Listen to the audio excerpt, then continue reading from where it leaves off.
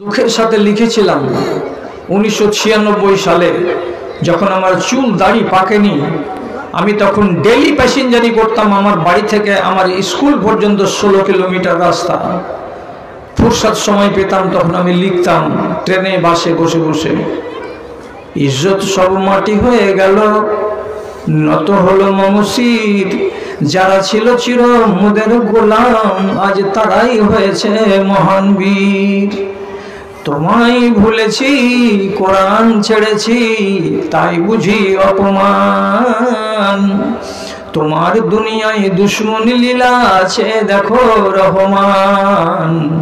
কাফেরের হাতে নিধন হতেছে কি করে মুসলমান গো, কি করে মুসলমান। বলির পাঠা হলো মুসলিম তোমার চোখের আগে। আসাম, বোম্বাই, মিরাট, গুজরাট আর সে হাজারিবাগে। তবে কেন তুমি প্রতিশোধ নিতে হও না কো আগুয়ান। তোমার দুনিয়ায় দুশ্মন লীলা আছে দেখো রহমান। কাফেরের হাতে নিধন হতেছে কি করে মুসলমান গো, কি করে মুসলমান। কোরআন ছেড়ে দিয়েছি, আসমানের সঙ্গে আমাদের আর লিংক নেই।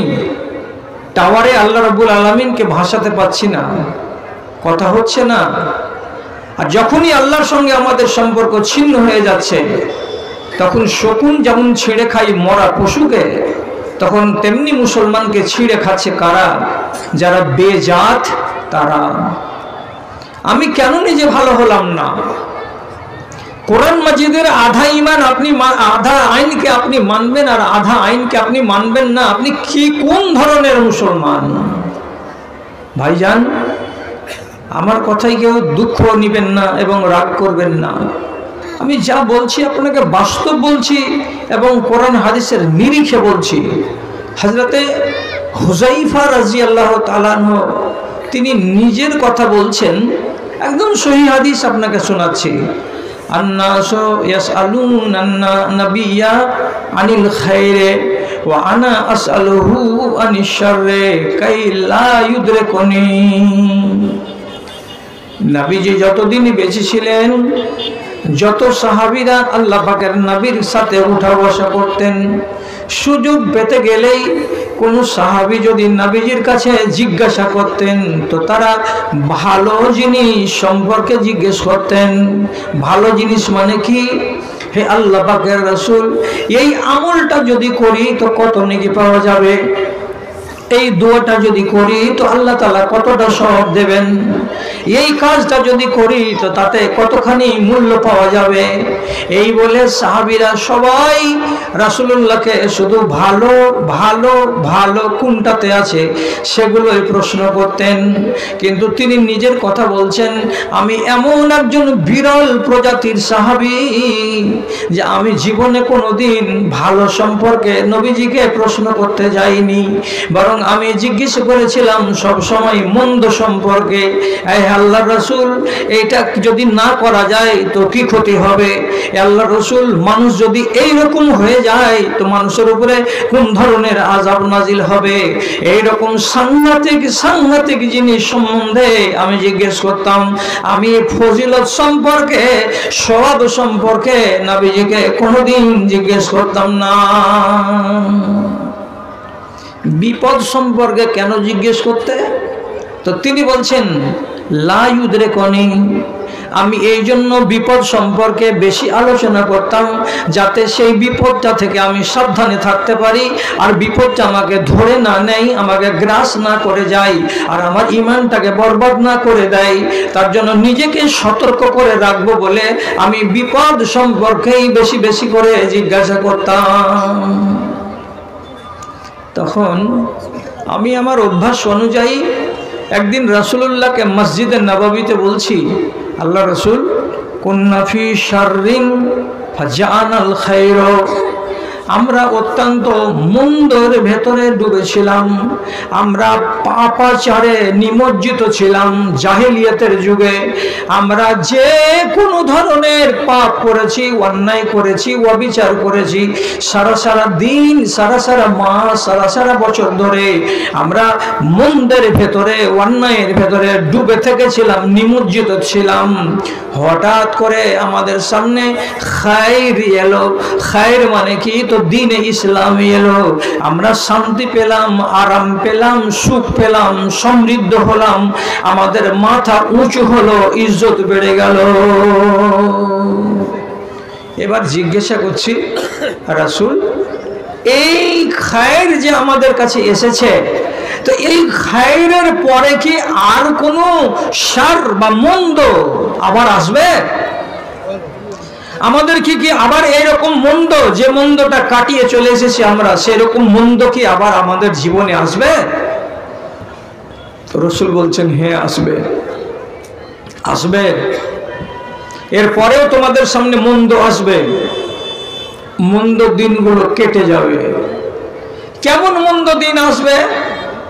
মারামারি হবে, হানাহানি হবে, মুসলমান ভাগ হয়ে যাবে, মুসলমান টুকরো হয়ে যাবে, তারপরে দেশের ভেতরে অশান্তি বিরাজ করবে, তারপরে আবার সুখ আসবে, শান্তি আসবে। ভুলে যাও অবসাদ, যারা মৃত্যুর কোলে ঝাঁপিয়া পড়িতে সদা হয়ে থাকে উন্মাদ, সদা হয়ে থাকে উন্মাদ।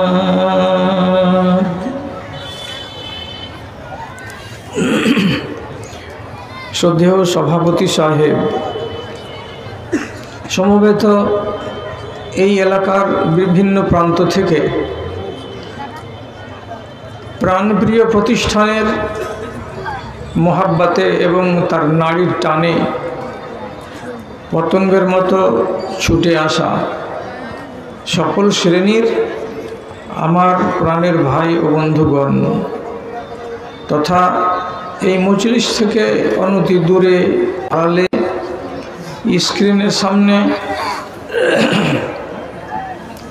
আদবের সাথে শান্তশিষ্টভাবে বসে থাকা আমার স্নেহের মা ও বোনেরা, আল্লাহ রাব্বুল আলামিনের শুকরগুজারি করছি আমি, আপনিও করুন। আমি তো এসেছি আপনার সামনে বকতে, আপনি এসেছেন শুনতে। আপনার কাজ এবং আপনার কাজের পরিণাম আমার চাইতে অনেক বেশি ভালো। কেন? আপনি যখন বাড়ি থেকে বেরিয়েছিলেন তখন এ কথাটা বলে বেরিয়েছেন যে জালসা শুনতে যাব। আপনি উড়ে আসেননি, দু পায়ে হেঁটে হেঁটে এসেছেন। অনেক কেউ হয়তো বাইকে এসেছেন। যখন আপনি এই পবিত্র বাসনা নিয়ে বাড়ি ছেড়েছেন, পদব্রজে পায়ে হেঁটে এই পর্যন্ত পৌঁছেছেন, তখন আপনার পায়ে ধুলো লেগেছে, বালি লেগেছে, হয়তো কাঁটা খোঁচ লেগেছে, আপনি অসুবিধার মুখে পড়েছেন রাস্তায়। এই রকম মানুষগুলো সম্পর্কে সহিহ হাদিসের ভেতরে এসেছে, মান ইগবারাত কদমাহু ফি সাবিলিল্লাহ হারামাল্লাহু আলাইহিন নার। কোনো মানুষ যদি আল্লাহর দ্বীনের পথে বাড়ি থেকে বের হয় এবং সে পথে হাঁটতে গিয়ে তার পায়ে যদি ধুলোবালি লাগে, কাটা খোঁজ যদি লাগে, তাহলে সেই ধুলোবালিকে সে যেন অনীহা না করে, খারাপ চোখে না দেখে। কেন যে এই ধুলোবালিগুলোই তার জান্নাতে প্রবেশ করার জন্য একটা সুন্দর ওসিলা হয়ে যাবে। এবং এই ধুলোবালি তাকে জান্নাতের পথ দেখাবে ইনশাআল্লাহ। তাহলে আপনি প্রথমত এক সুযোগে আপনি আমার চাইতে বড় ভাগ্যবান, আপনি পায়ে ধুলো লাগিয়ে এত দূর পর্যন্ত এসেছেন। 2 নম্বরে যেটা কথা, আমার আগে কেউ হয়তো কালেকশন করলেন, তার আগে হয়তো নিশ্চয়ই কোনো আলেমে দ্বীন আপনাদের সামনে বক্তৃতা রেখেছেন, আপনি ওখানে কিছু কথা শুনেছেন। আবার আমার মতো জ্ঞানের কাঙ্গাল একজন মানুষের কাছ থেকেও কিছু শুনবেন। তো 100টা কথার ভেতর থেকে যদি আপনাকে অন্তত 20, 25টা, 30টা, 40টা কথা আজকের মজলিসে পছন্দ লেগে যায়, আপনি সেটাকে যদি চয়েস করে নেন এবং আপনার মনে, প্রাণে, হৃদয়ে স্থান দিয়ে দেন, সেই সাথে সাথে আপনার বাস্তব জীবনে তাকে বাস্তবায়িত করার যদি নেক চেষ্টা গ্রহণ করে থাকেন, তাহলে আল্লাহ রাব্বুল আলামিন কোরআন মাজিদের সূরা জুমারের ভেতরে বলছেন, ওয়াল্লাযীনা ইয়াসতামিউনাল কাওলা ফায়াত্তাবিউনা আহসানাহু উলাইকাল্লাযীনা হাদাহুমুল্লাহ ওয়া উলাইকা হুম উলুল আলবাব। যে সমস্ত লোকেরা কোনো জায়গায় এসে বসে কিছু দিন ও ঈমান সম্পর্কীয় আলোচনা শুনে এবং সেখান থেকে তার নিজের রুচি মতো, তার চয়েস অনুযায়ী কিছু কথাকে ভালো বলে সিদ্ধান্ত নেই এবং সে কথাগুলোকে সে নিজের অন্তরে জায়গা দিয়ে দেয়, তাহলে সেই মানুষটাকে আল্লাহ তাআলা বলছেন নিজের ভাষায়, এই লোকগুলোই হচ্ছে হিদায়েত প্রাপ্ত লোক। এদেরকে আমি হিদায়েত দেব বলে মনস্থ করেছিলাম বলেই এর অন্তরে এই ভালো কথাগুলো ঠাঁই পেয়েছে। তাহলে আল্লাহর ঘোষণাই যে সমস্ত ভাই আমার নেক নিয়ত নিয়ে বসে বসে বয়ানগুলোকে শুনছেন, তারা আল্লাহর ফয়সালাতে আপনি হচ্ছেন হিদায়েত প্রাপ্ত লোক। তারপরে আরেকটি শুভ সংবাদ ওখানেই দেয়া হয়েছে, উলাইকা হুম উলুল আলবাব। এরাই হচ্ছে অত্যন্ত চালাক মানুষ, এরা অতি চতুর মানুষ। তো আপনাকে চালাক কেন বলা হলো? যে মানুষটা নিজের জানটাকে জাহান্নামের আগুন থেকে বাঁচাতে পারে না, চোখের সামনে আগুন দেখার পরেও সে যদি পাগলের মতো হা করে তাকিয়ে থাকে, তাহলে বাস্তবিক সে পাগল। আর আপনি যেগুলো আপনার হিতে মঙ্গলকর সেগুলো কথাকে আপনি গ্রহণ করলেন, আর যেগুলো আপনার হিতে অমঙ্গলকর সে সমস্ত কথাগুলোকে ছাঁটাই করে দিয়ে আপনি তাকে অগ্রাহ্য করে বসলেন, তাহলে তো আপনি নিজের জান্নাতটাকে হাতের মুঠোয় করে নিলেন। তার মানে দেহখানাকে জাহান্নামের আগুন থেকে আপনি বাঁচিয়ে নিতে পারলেন। এই জন্য আল্লাহ তাআলা বলছেন এরা অত্যন্ত চালাক, এরা নিজেদেরকে আগুনে পোড়াবে না, এই জন্য তারা এই পথ অবলম্বন করেছে। তাই আল্লাহ তাআলা আপনাকে বললেন চালাক। তাহলে আপনি এখানে বসে বসে শুনছেন, এটা আপনার 2 নম্বর অজুহাত আপনার সামনে, যেটা আপনার জন্য অত্যন্ত ফলদায়ক এবং আপনার জন্য উপকারী। শেষে 3 নম্বরে আপনাকে বলছি, আপনি আমার চাইতে বেশি বড় ভাগ্যবান। কেন? কোরআন মাজিদ খুলবেন, যদি রিডিংটা পড়তে পারেন তবুও চলবে। প্রথম পাতাটা খুলবেন, ডান দিকে পাবেন সূরা ফাতিহা, আর বাম দিকে পাবেন সূরা বাকারার 1 নম্বর পাতা। সেই 1 নম্বর পাতাতে আল্লাহ রাব্বুল আলামিন মুত্তাকিন কারা তার পরিচয় দিতে গিয়ে 3 নম্বর আয়াতে বলছেন, ওমিম্মা রাযাকনাহুম ইউনফিকুন। যে সমস্ত লোকেরা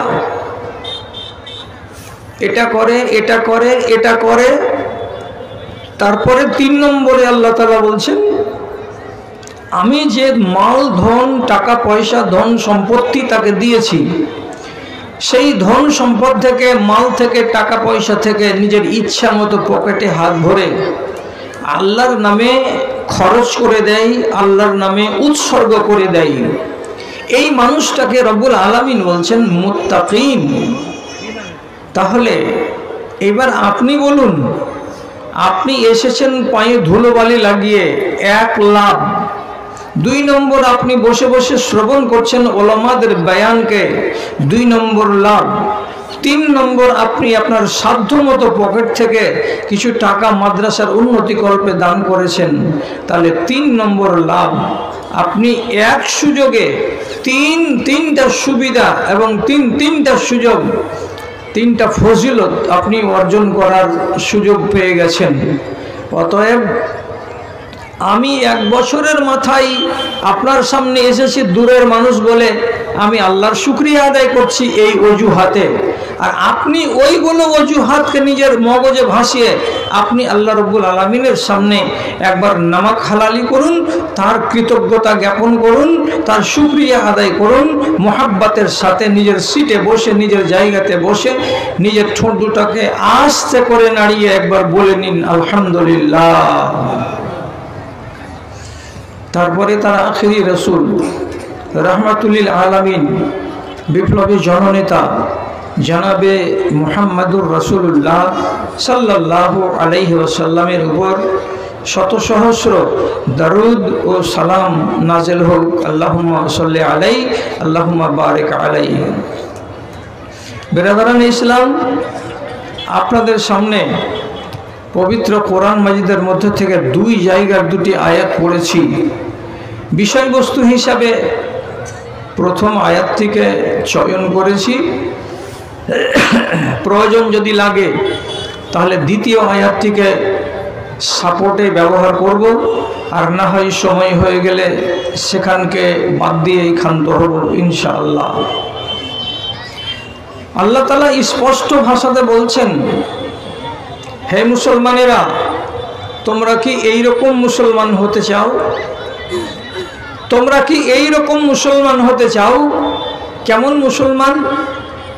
আল্লাহর বিধিবিধানের একটা অংশকে মানবে আর আরেকটা অংশকে তোমরা মানবে না।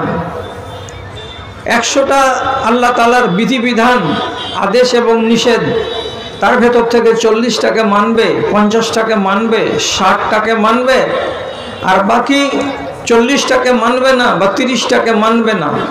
তাহলে কিছু আল্লাহর বিধানকে মেনে এবং কিছু বিধানকে আল্লাহর ছেড়ে তোমরা নিজেদেরকে ইমানদার বলতে চাইছো?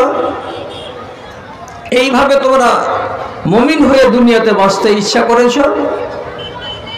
তাহলে শোনো, যারা এই রকমের মন মানসিকতা রাখে তারা ভালো করে যেন কথাটা শুনে।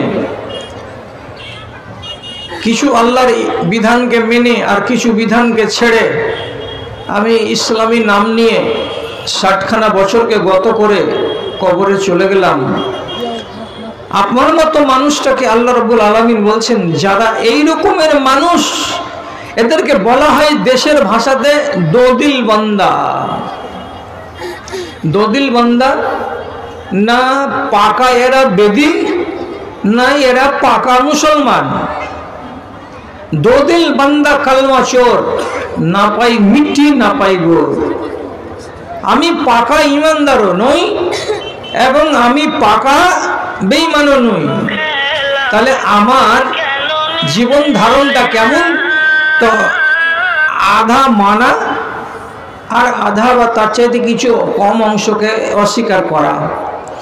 এইভাবে ধরা আর ছাড়ার অঙ্কটা যদি আপনার মন মতো হয় আর আপনি এইভাবেই চলতে পারেন আর চলে নিজেকে মুসলমান বলে দাবি করেন, তাহলে রব্বুল আলামিন স্পষ্ট করে আপনাকে বলছেন এর বদলাটা কি হবে তোমরা জেনেছ? তো কি হবে? আল্লাহ রব্বুল আলামিন বলছেন, খিজিয়ুন ফিল হায়াতিদ দুনিয়া, যতদিন তোমরা দুনিয়াতে বেঁচে থাকবে লাঞ্ছিত হয়ে বাঁচবে, পদদলিত হয়ে বাঁচবে, মজলুম হয়ে বাঁচবে, ঘৃণিত হয়ে বাঁচবে, ধিক্কৃত হয়ে বাঁচবে।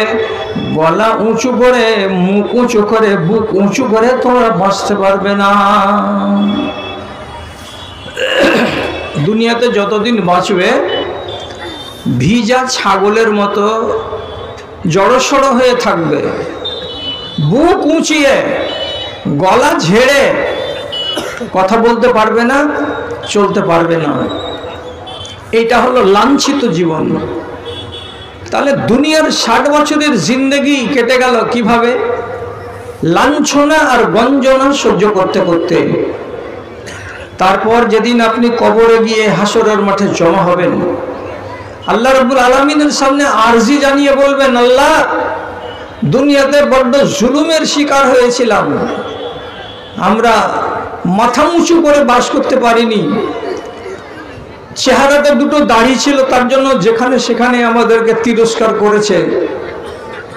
এমনই এক জায়গায় বাস করে এসেছি, যেই জায়গায় খোলা ময়দানে যদি নামাজ পড়েছি তাহলে আমাদেরকে পুলিশ এসে পিটিয়েছে। তাহলে এই রকম জুলুম এবং নির্যাতনের মধ্যে থেকে লাঞ্ছিত জীবন গত করে আজ তোমার সামনে এসেছি।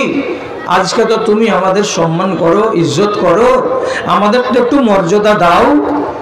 তো আল্লাহ রাব্বুল আলামিন আবার বলছেন ওই মানুষটাকে, তোমাদেরকে আমি দুনিয়াতে লাঞ্ছনার জীবন দিয়েছিলাম, তোমাদের চরিত্রের কারণে তোমাদেরকে সম্মানের জীবন আমি দান করি নাই, তোমার প্রকৃতির কারণেই তোমার জীবনটা ছিল তোমার কাছে অত্যন্ত লাঞ্ছনার এবং গঞ্জনার। এবার হাসরের ময়দানে এসেছো আধা ইমানদার হয়ে এবং আধা বেঈমান হয়ে, তাই তোমার দুনিয়ার শাস্তি ভোগ করার পর আজকে তুমি এসেছো, তোমার জন্য আমার কাছে মঙ্গল নেই, তোমার জন্য আমার কাছে ভালো কিছু নেই, বরং আমার কাছে কি আছে? ইউরাদ্দুনা ইলা আশাদ্দিল আযাব, তোমাকে ঠেলে দেওয়া হবে, তোমাকে ঠেলে ঘাড় ধাক্কা দিয়ে পৌঁছিয়ে দেওয়া হবে চিরতরের জাহান্নামের দিকে।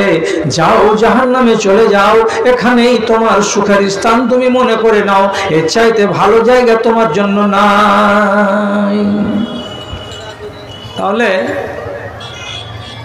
এইরকম হয়ে আধা ইমানদার হয়ে বাঁচলাম, বেঁচে মরলাম, তো না দুনিয়াতেই সুখ পেলাম, আর না আল্লাহ রাব্বুল আলামিন আমাদেরকে আখিরাতেই সুখ দিলেন, ওখানে জাহান্নামে চলে যাওয়ার নির্দেশ দেওয়া হলো। কেন হলো এমনটা? এমনটা হওয়ার মানে হচ্ছে এই যে আল্লাহ তাআলা এই কথাটা চান না যে একটা মুসলমান একই টাইমে নামাজ পড়বে, আবার একই টাইমে ওই মানুষটা আমার আদেশ যেটা নিষেধ, যেগুলো বিধান, তাকেও আবার নিষেধকে মানবে না, আবার তাকে মেনে চলবে, নামাজও পড়বে, সুদও খাবে, আবার রমজানের রোজাও রাখবে, আর তারপরে আবার হারাম ব্যবসায় জড়িয়ে থাকবে, আবার হজ জাকাতের বেলাতেও সেগুলোতেও তারা এগিয়ে থাকবে, আর তারপরে আবার পরের অধিকারকে লুটে নিতে, পড়োশির জমিকে দাবিয়ে নিতে এবং নিজের মেয়েদের মান ইজ্জতকে, নিজের মেয়েদের মিরাজকে কেটে নিতে, তার বেলাও তাদের হাত পা কাঁপবে না। তাহলে একই সময়ে একটা মানুষ আল্লাহর আদেশকেও মেনে চলছে, আবার আল্লাহর নিষেধকেও সে মেনে মেনে মেনে মেনে জীবনটাকে গত করছে। এইরকম 2 নম্বর মুসলমান আল্লাহ তাআলা কামনা করেন না।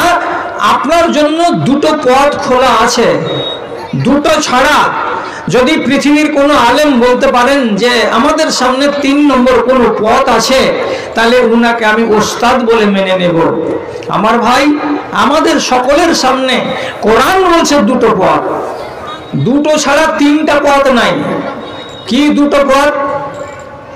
ফামান শাআ ফালিউমিন ওয়া মান শাআ ফালিয়াকফুর।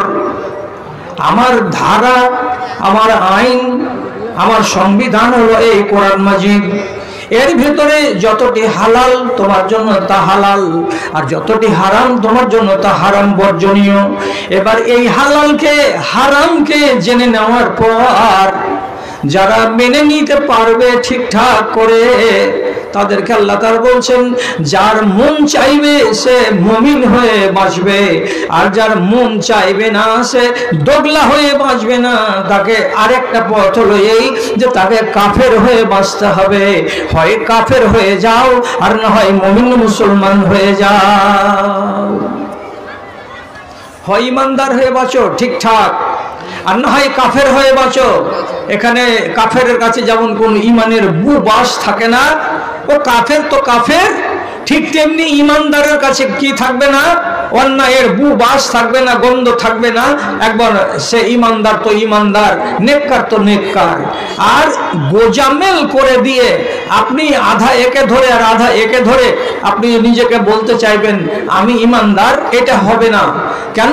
রব্বুল আলামিন কোরআনে ফর্মুলাই বলে দিলেন, হয় কাফের হয়ে বাঁচো আর না হয় ইমানদার হয়ে বাঁচো। এছাড়া মাঝখানে আর কোনো পথ নেই যে সেটাকে আপনি অবলম্বন করতে পারবেন।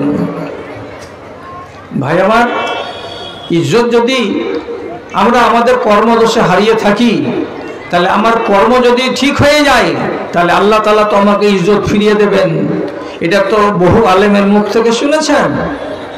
জি, আপনাকে ইজ্জতের কথা আর বেইজ্জতের কথা বলছি। আপনাদের হয়তো মনে আছে না নাই, গত 3 মাস আগে আমেরিকার প্রেসিডেন্ট জো বাইডেন সৌদি সফরে এসেছিল রাজা সালমানের সঙ্গে কিছু ব্যবসা বাণিজ্য নিয়ে কথা বলবেন বলে।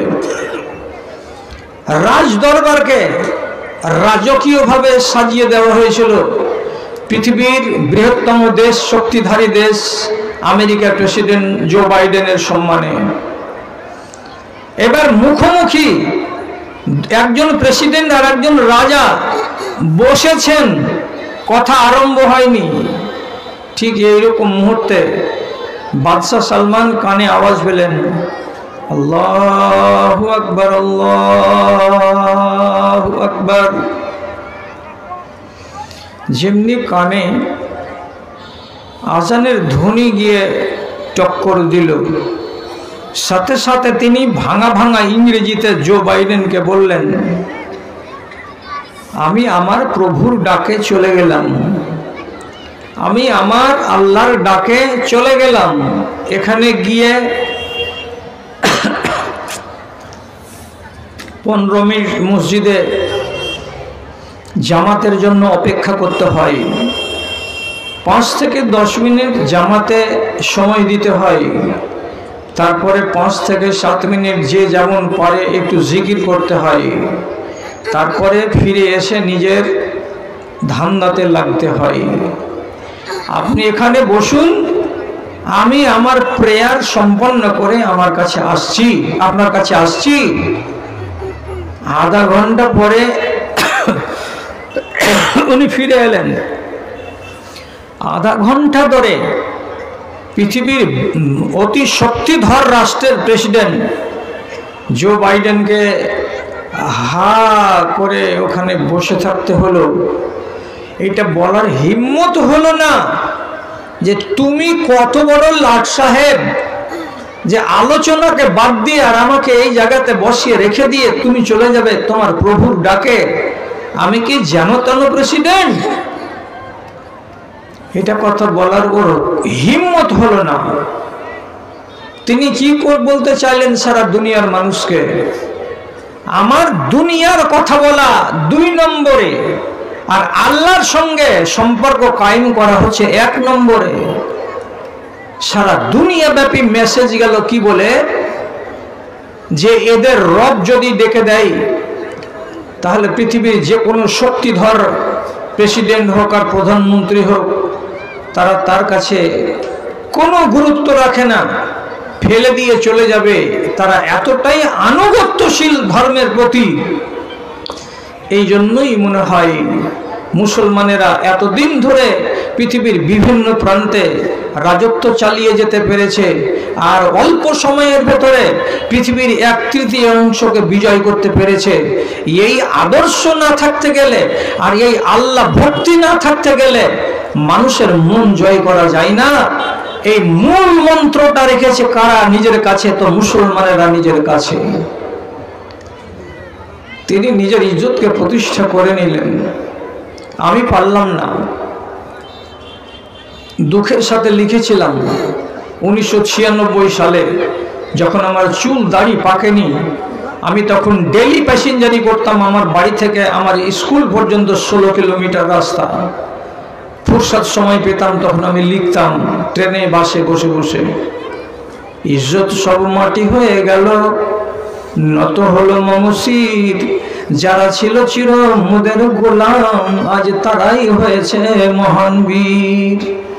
তোমায় ভুলেছি, কোরআন ছেড়েছি, তাই বুঝি অপমান। তোমার দুনিয়ায় দুশ্মনী লীলা আছে, দেখো রহমান। কাফেরের হাতে নিধন হতেছে কি করে মুসলমান গো, কি করে মুসলমান। বলির পাঠা হলো মুসলিম তোমার চোখের আগে। আসাম, বোম্বাই, মিরাট, গুজরাট আর সে হাজারিবাগে। তবে কেন তুমি প্রতিশোধ নিতে হও না কো আগুয়ান। তোমার দুনিয়ায় দুশ্মনী লীলা আছে, দেখো রহমান। কাফেরের হাতে নিধন হতেছে কি করে মুসলমান গো, কি করে মুসলমান। কোরআন ছেড়ে দিয়েছি, আসমানের সঙ্গে আমাদের আর লিংক নেই। টাওয়ারে আল্লাহ রাব্বুল আলামিনকে ভাসাতে পাচ্ছি না, কথা হচ্ছে না। আর যখনই আল্লাহর সঙ্গে আমাদের সম্পর্ক ছিন্ন হয়ে যাচ্ছে, তখন শকুন যেমন ছিঁড়ে খাই মরা পশুকে, তখন তেমনি মুসলমানকে ছিঁড়ে খাচ্ছে কারা? যারা বেজাত তারা। আমি কেন নিজে ভালো হলাম না? কোরআন মাজিদের আধা ইমান আপনি, আধা আইনকে আপনি মানবেন আর আধা আইনকে আপনি মানবেন না। আপনি কি কোন ধরনের মুসলমান? ভাইজান, আমার কথাই কেউ দুঃখ নিবেন না এবং রাগ করবেন না। আমি যা বলছি আপনাকে বাস্তব বলছি এবং কোরআন হাদিসের নিরিখে বলছি। হযরতে হুযায়ফা রাদিয়াল্লাহু তাআলা আনহু তিনি নিজের কথা বলছেন, একদম সহিহ হাদিস আপনাকে শোনাচ্ছি। আন্নাসু ইয়াসআলুনা নাবিয়্যা আনিল খায়রে ওয়া আনা আসআলুহু আনিশ শাররি কাই লা ইউদরিকুনি। নবীজি যতদিন বেঁচে ছিলেন, যত সাহাবীরা আল্লাহ পাকের নবীর সাথে উঠা বসা করতেন, সুযোগ পেতে গেলেই কোনো সাহাবী যদি নবীজির কাছে জিজ্ঞাসা করতেন, তো তারা ভালো জিনিস সম্পর্কে জিজ্ঞেস করতেন। ভালো জিনিস মানে কি? হে আল্লাহ পাকের রাসূল, এই আমলটা যদি করি তো কত নেকি পাওয়া যাবে? এই দোয়াটা যদি করি তো আল্লাহ তাআলা কতটা সওয়াব দেবেন? এই কাজটা যদি করি তো তাতে কতখানি মূল্য পাওয়া যাবে? এই বলে সাহাবীরা সবাই রাসূলুল্লাহকে শুধু ভালো ভালো ভালো কোনটাতে আছে সেগুলোই প্রশ্ন করতেন। কিন্তু তিনি নিজের কথা বলছেন, আমি এমন একজন বিরল প্রজাতির সাহাবী যে আমি জীবনে কোনোদিন ভালো সম্পর্কে নবীজিকে প্রশ্ন করতে যাইনি, বরং আমি জিজ্ঞেস করেছিলাম সব সময় মন্দ সম্পর্কে। আল্লাহর রাসূল, এটা যদি না করা যায় তো কি ক্ষতি হবে? আল্লাহর রাসূল, মানুষ যদি এই রকম হয়ে যায় তো মানুষের উপরে কোন ধরনের আযাব নাজিল হবে? এই রকম সাংঘাতিক জিনিস সম্বন্ধে আমি জিজ্ঞেস করতাম। আমি ফজিলত সম্পর্কে, সওয়াব সম্পর্কে নবীজিকে কোনোদিন জিজ্ঞেস করতাম না। বিপদ সম্পর্কে কেন জিজ্ঞেস করতে? তো তিনি বলছেন লা ইউদরিকুনি। আমি এই জন্য বিপদ সম্পর্কে বেশি আলোচনা করতাম, যাতে সেই বিপদটা থেকে আমি সাবধানে থাকতে পারি, আর বিপদটা আমাকে ধরে না নেয়, আমাকে গ্রাস না করে যায়, আর আমার ঈমানটাকে বরবাদ না করে দেয়। তার জন্য নিজেকে সতর্ক করে রাখবো বলে আমি বিপদ সম্পর্কেই বেশি বেশি করে জিজ্ঞাসা করতাম। তখন আমি আমার অভ্যাস অনুযায়ী একদিন রাসূলুল্লাহকে মসজিদে নববীতে বলছি, আল্লাহ রাসূল, কুন্না ফি শাররিন ফাজাআনাল খায়র। আমরা অত্যন্ত মন্দর ভেতরে ডুবেছিলাম, আমরা পাপাচারে নিমজ্জিত ছিলাম জাহেলিয়াতের যুগে। আমরা যে কোনো ধরনের ধরনের পাপ করেছি, অন্যায় করেছি, অবিচার করেছি, সারা দিন, সারা মাস, সারা বছর ধরে আমরা মন্দের ভেতরে, অন্যায়ের ভেতরে ডুবে থেকেছিলাম, নিমজ্জিত ছিলাম। হঠাৎ করে আমাদের সামনে খায়র এলো। খায়র মানে কি? তো দ্বীনে ইসলাম এলো। আমরা শান্তি পেলাম, আরাম পেলাম, সুখ পেলাম, সমৃদ্ধ হলাম, আমাদের মাথা উঁচু হলো, ইজ্জত বেড়ে গেল। এবার জিজ্ঞাসা করছি, রাসূল, এই খায়র যে আমাদের কাছে এসেছে, তো এই খায়রের পরে কি আর কোনো শার বা মন্দ আবার আসবে? আমাদের কি আবার এরকম মন্দ, যে মন্দটা কাটিয়ে চলে এসেছি আমরা, সেরকম মন্দ কি আবার আমাদের জীবনে আসবে? রাসূল বলছেন, হ্যাঁ আসবে, আসবে। এরপরেও তোমাদের সামনে মন্দ আসবে, মন্দ দিনগুলো কেটে যাবে। কেমন মন্দ দিন আসবে? মারামারি হবে, হানাহানি হবে, মুসলমান ভাগ হয়ে যাবে, মুসলমান টুকরো হয়ে যাবে, তারপরে দেশের ভেতরে অশান্তি বিরাজ করবে, তারপরে আবার সুখ আসবে, শান্তি আসবে। তখন আবার জিজ্ঞেস করে বলছেন, ওই সুখের পরে আর কি আমাদের দিন ইসলামের জন্য মন্দ দিন আসবে? আমাদের কি মন্দ দিন আর দেখতে হবে, না ওটাই শেষ?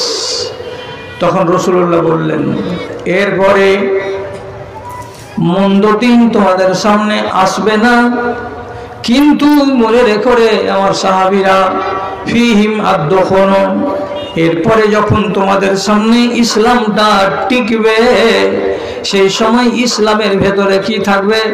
ধোঁয়া থাকবে, আবছা ইসলাম থাকবে, পরিষ্কার ইসলাম থাকবে না।